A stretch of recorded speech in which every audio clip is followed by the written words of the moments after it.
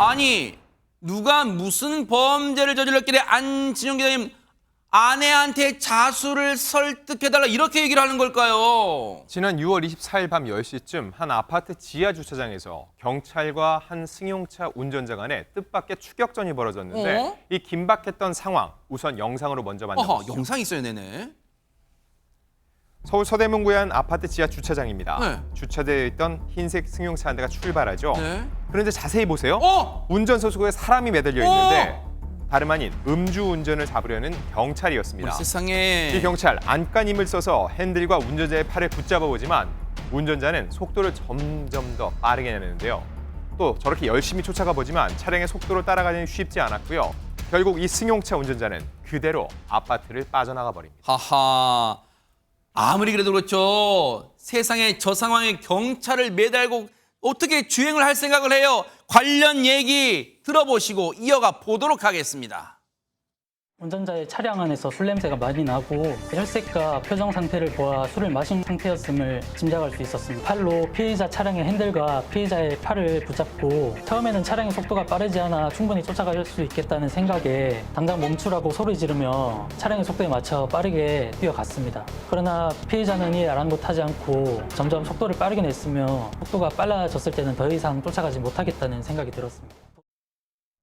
하마터면요, 저 음주운전 이 운전자를 잡으려다가 경찰분이 크게 다칠 뻔한 아찔한 상황이었는데 차 안에서 술 냄새가 날 정도였으면 술을 대체 얼마나 퍼마신 겁니까 대체 이담 아나운서. 그러니까요. 그러니까 음주운전이 의심되는 차량이 있다라는 신고가 일단 접수가 된 겁니다. 저 사람이 운전하는 걸 보고요. 네.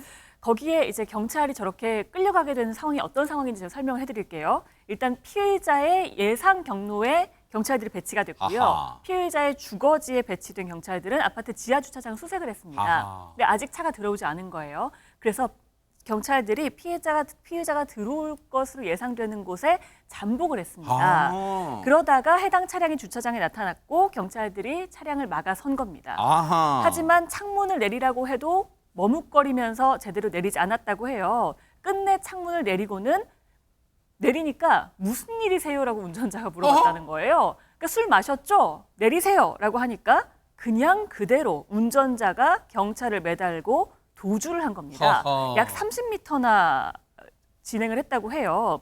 경찰이 도주 즉시에 112 치안 종합 상황실에 피해자의 인상 차기와 또 도주 사실을 알린 후에 지원을 요청을 했고요. 더 큰 사고가 일어날 수도 있는 거잖아요. 네, 음주운전이니까. 맞아요.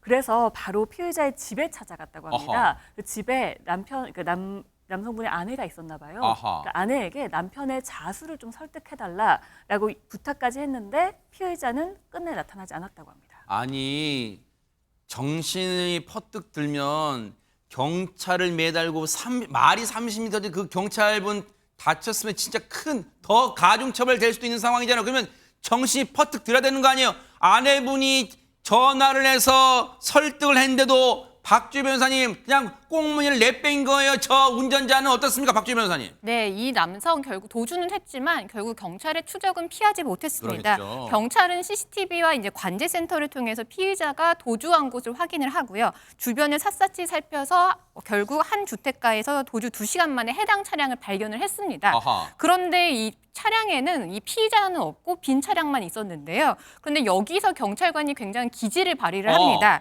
이 경찰관은 관리자인 척 이 피의자에게 전화를 해서 차를 빼달라라고 전화를 했고요. 약 20분 뒤 피의자가 나타났습니다. 네. 그런데 이제 피의자는 현장 주변에 보니까 경찰들이 서성이고 있으니까 네. 또다시 도주를 시도를 했는데 어허. 결국 20-30m 가다가 결국에 붙잡혔습니다. 야, 근데 박선배 변호사님, 저 영상을 보신 경찰관 분들의 가족분들은요, 억장이 무너져요. 저 경찰분들도 소중한 가정의 가장이고 누군가의 아빠고 또 연세 드신 분의 소중한 아드님이고 그런 분들이잖아요, 진짜. 이 사건은 음주운전 신고를 받은 경찰이 예상 도주 경로를 차단하고 주거지에 직접 찾아가고 가족에게 자수를 설득하는 등 모든 조치를 현장에서 빠짐없이 실시한 사안입니다. 특히나 이 피해자 경찰이 제지함에도 불구하고 무작정 차량을 직진하는데 상황에 따라서는 특수공무방해 치상이나 특가법상 도주 차량으로 추가 입건될 가능성도 충분히 남아 있었습니다. 일단 이 피의자 도주 이후에 차량을 버리고 편의점에서 술을 사다 마신 거라면서 음주운전 혐의를 부인했다고 합니다. 또 호흡 측정에 불응하고 체열 요구도 했다고 하는데 측정 결과 혈중 알코올 농도 면허 취소 수준으로 확인됐습니다. 혐의 입증은 충분히 가능해 보이고 일단 이 사건은 검찰에 송치되었는데 공무수행에 상당한 지장을 초래한 만큼 예상보다 중형이 예상되고 자수만 했더라면 감형되었을 텐데 그 기회를 놓쳤습니다. 제발 본인도 현장에서 꽁무니를 내뺀 거는 본인이 잘못한 거 아는 거잖아요. 그러면 그냥 법에 처벌 받으세요. 경찰분 매달고 이 도주를 했다가 경찰분 혹시 다치게 되면 더 큰 돌이킬 수 없는 가중처벌, 더 무거운 처벌 받게 됩니다. 그땐 정말 돌이킬 수 없어요. 제발 음주운전 이 네 글자 이 대한민국 땅에서 사라지는 그날까지 뉴스파이터가 눈 부릅뜨고 따라붙어 보도록 하겠습니다.